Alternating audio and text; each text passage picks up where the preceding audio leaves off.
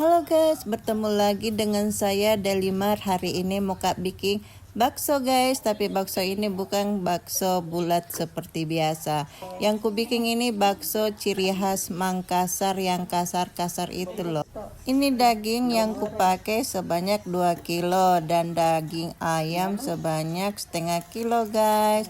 Dan saya juga pakai bawang merah sama bawang putih yang sudah digoreng guys, nah sama bawang putih.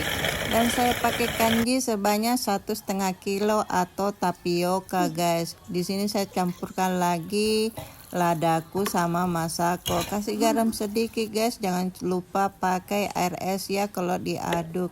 Nah seperti ini jadinya, kasar-kasar guys, tidak bulat seperti bakso biasa. Di sini saya mau bikin kuahnya guys. Ini kuahnya saya campurkan dengan tetelan sama ayam guys.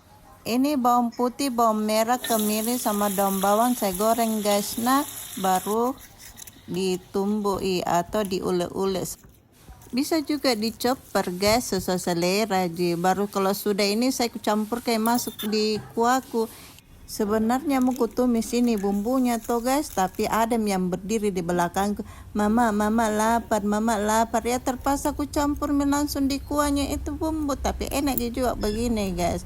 Nah ini kuambilkan karena lapar sekali baru Yaya juga belum pulang beli lombok kuning. Sudah dulu videoku guys. Nah sampai di sini videoku, sampai jumpa lagi di video selanjutnya. Bye bye.